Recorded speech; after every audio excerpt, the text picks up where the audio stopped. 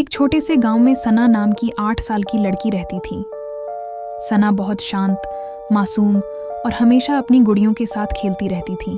घर में एक पुरानी लकड़ी की कोठरी थी जिसे सभी लोग बंद ही रखते थे क्योंकि रात में वहां से अजीब अजीब आवाजें आती थीं। एक रात सना अपनी माँ के साथ बैठी थी कि अचानक उसने कोठरी के अंदर से टप टप टप की आवाज सुनी। माँ, वहां कोई है? सना ने डरते हुए कहा। माँ ने मुस्कुराकर कहा, पुराना घर है बेटा, आवाजें आती रहती हैं। लेकिन उस रात आवाज कुछ ज्यादा ही साफ थी, जैसे कोई छोटा बच्चा कोठरी की दीवार पर उंगलियां फेर रहा हो। अगली सुबह सना के कमरे में एक नई गुड़िया पड़ी थी। उसके कपड़े फट चुके थे, आंखें बिल्कुल काली थीं और चेहरा ऐसा लगता था मानो किसी ने हाथ से ही नया चेहरा खरोंच कर बनाया हो। सन्ना ने पूछा, माँ, ये किसने रखी? माँ ने कहा, मैंने नहीं रखी, शायद तुम भूल रही हो। लेकिन सना जानती थी वो गुड़िया उसने कभी नहीं देखी थी।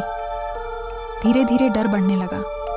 हर रात सना अपने कमरे से वही आवाजें सुनती, टप टप टप, जैसे कोई उसकी ओर चलकर आ रहा हो। और हर सुबह गुड़िया थोड़ी थोड़ी पास मिलती।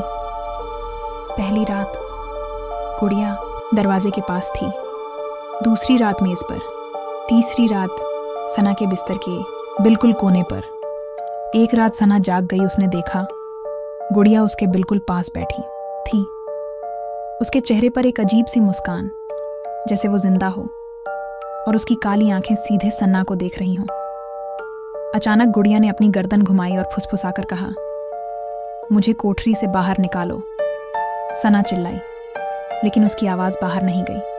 पूरे घर में जैसे खामोशी की दीवार खड़ी हो गई हो। अंतिम रात सना डरते डरते कोठरी के पास गई। दरवाजा अपने आप करके खुल गया। अंदर अंधेरा था, बिल्कुल काला। जैसे ही सना ने अंदर झांका, उसे लगा वहां कोई और बच्ची खड़ी है, छोटी, झुकी हुई और हाथ में वही गुड़िया पकड़े हुए। उस बच्ची ने सिर उठाकर कहा, धन्यवाद, अब मेरी बारी नहीं, तुम्हारी बारी है। और अगले ही पल दरवाजा जोर से बंद हो गया। उसके बाद कोठरी कभी नहीं खुली और घर वालों को सुबह कोठरी के बाहर एक नई गुड़िया मिली जिसका चेहरा बिल्कुल सना जैसा था।